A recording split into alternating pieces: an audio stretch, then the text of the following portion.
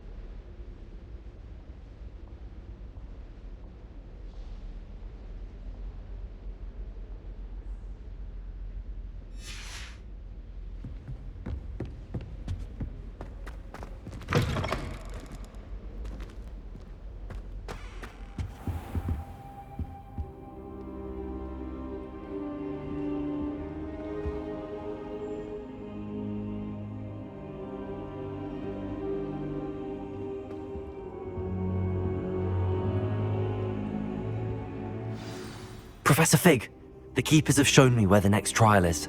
Has something changed? Lodgok and I have learned that the goblins are searching for another repository, like the one we saw at Rookwood Castle. And I discovered that they're building massive drills to help in their search. Professor Fitzgerald seemed very concerned. I see.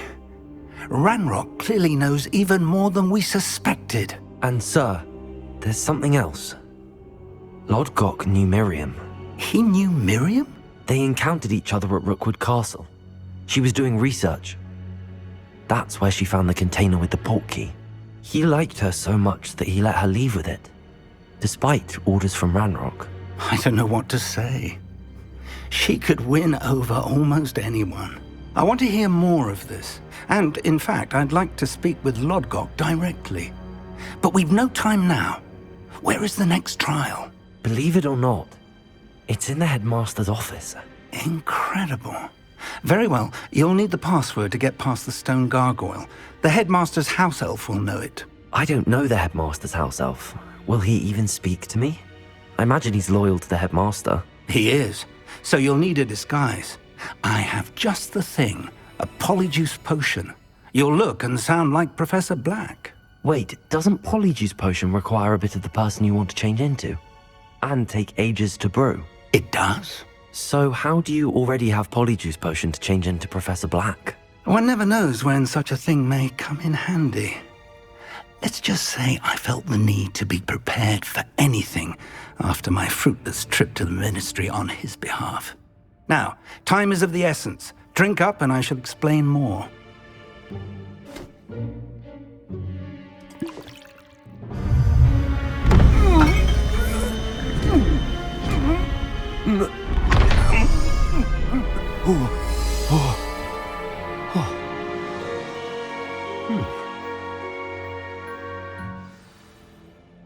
How do you feel? Incredible. I won't forget that taste anytime soon. How do I sound? Convincing. I've taken the liberty of transfiguring your robes. As we discussed, you'll need the password from Scrope, who could be anywhere in the castle. You might look for Professor Kagawa. She's taken to badgering the poor elf about Quidditch in the hopes that he can convince Black to change his mind. Thus far, unsuccessfully. I see. But what if Professor Black sees me? Leave him to me. I shall tell him where to meet a liaison from the ministry in Hogsmeade. That should give you plenty of time. Thank you, Professor. I suppose we'll meet again in the map chamber. It's rather strange to hear gratitude coming from Professor Black. I'll see you there. Now to find the headmaster's house elf.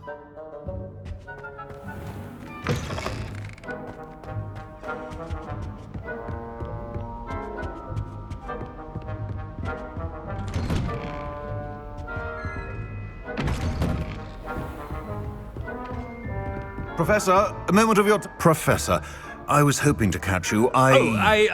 Places to be, Professor Sharp, places to be. Of course, sir. Only, you'd asked me about a particular potion, and I did? I did, yes. Well, spit it out, Sharp. I don't have all day. Probably best not to discuss it here, sir.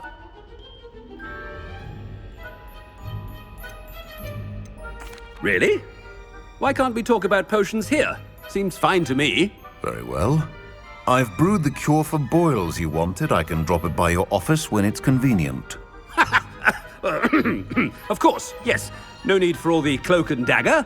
Simply have a student deliver it. A student. Very well, sir, if you insist. I do. And thank you, Sharp. I just hope you've brewed enough for all my boils. Now, to determine which student gets this rather unenviable task. Greetings! I mean, out of my way, children. I haven't time for any of you at the moment. None. None at all. Move aside. I thought I heard the headmaster approaching. Gareth. Mr. Weasley, what are you doing here? Don't you have, somewhere to be? Oh, Professor. Yes, of course. All sorts of places I'd rather be right now. Do you need something from me? I'm looking for my house elf. Surely you've seen him? Ah, the little one-eared fellow. I saw him heading to the Great Hall moments ago. Muttering on about your, sterling graces, sir. I am watching you, Mr. Weasley. Mr. Redding, who owns Honeydukes, tells me some of his billywig stings recently went missing. Prime potion ingredient. And I know you fancy yourself a skilled potioneer. What? But, sir, I haven't been anywhere near Honeydukes. Bah! That's enough from you. Just know that I have eyes and ears everywhere. On your way, Mr. Weasley. Well, there's one for my diary.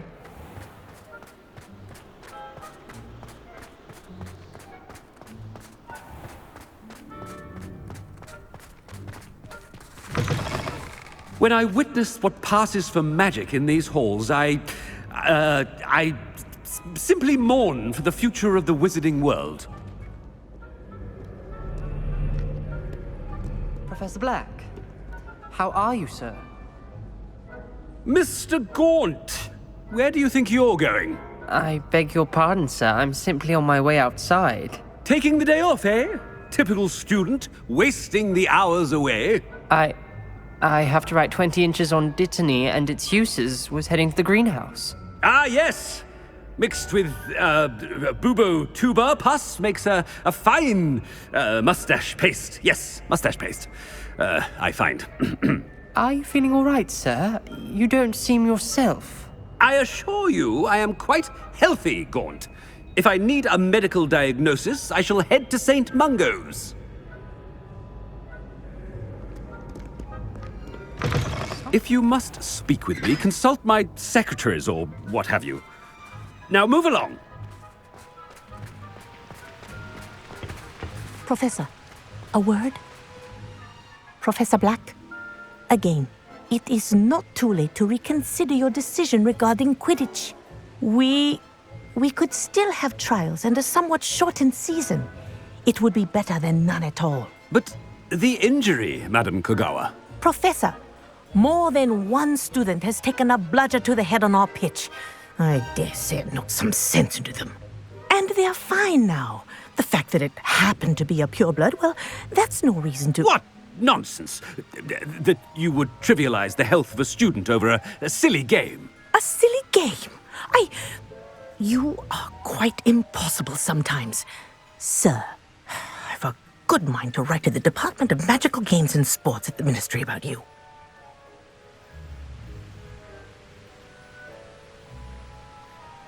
Good idea. I can even provide the parchment should you need it. Now, Where is my elf? Parchment? Very well, I will, and with pleasure. And I spotted Scrope in the Great Hall. Seems to be avoiding me. I wonder why. Good day, Madam Kagawa. What did we do to deserve him as a head? Stand proud, purebloods. The future is yours.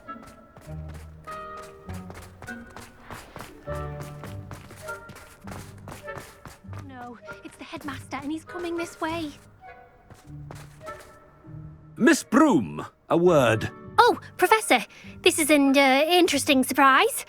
It's Bloom, by the way. Remind me of your area of affinity, Broom. OWLs are swift approaching. Charms, sir. Non-verbal spells. Might work on one that makes me disappear.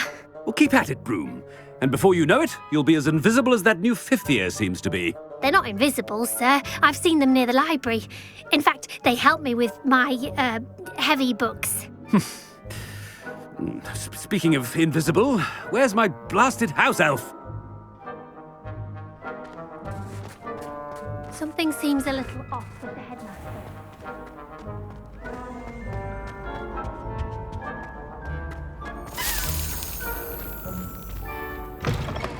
Chewing with your mouth open? Where are your manners?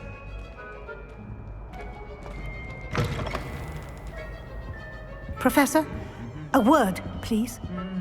Hello, Professor Black. Ah, Professor Weasley. How delightful to see you. Sir? Since I have you here, I wonder if I might, speak with you about Professor Fig. Oh, very well. I've decided to give him a bit more, leeway with his time.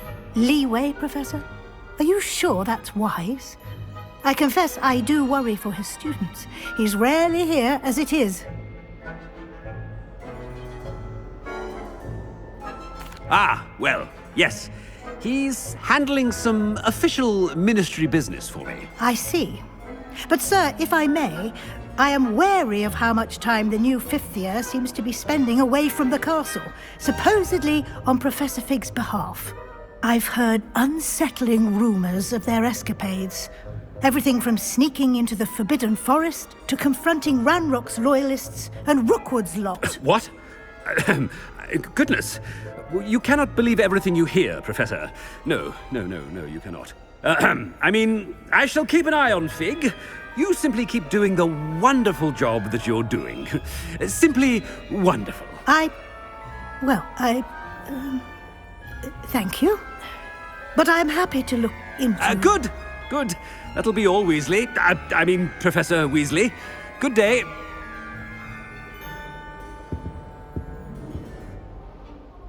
A wonderful job. Leeway for Professor Fig. I shall never understand that man. That ought to give Professor Fig some breathing room.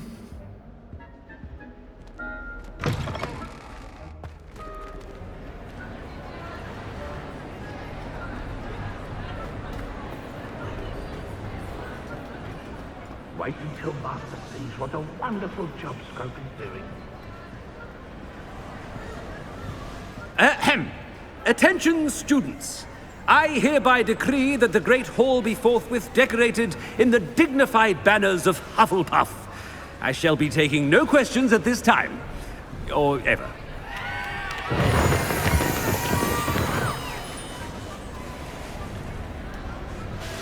Scrope! Oh, greetings, Master. Remind me of the password to my office. Oh, but Master made Scrope swear never to tell anyone, even Master himself. How dare you question me? I've a mind to give you a matching set of ears. Yes, sir. Of course, sir. Scrope begs forgiveness. It is the Black family motto, Master. Right. Of course. Master does remember it.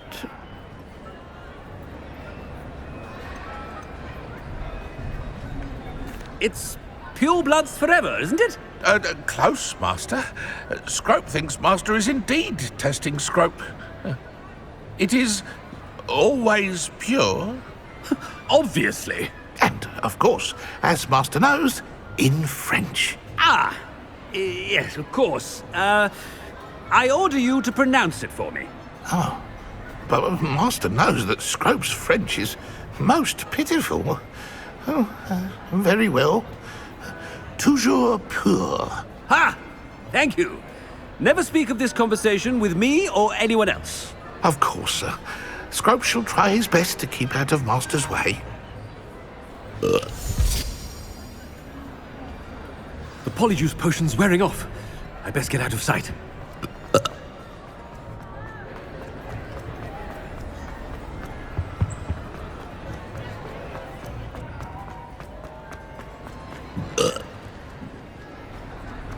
Made it just in time. It's wearing off. Fig was right. I can't believe it worked. Now to speak the password to the gargoyle.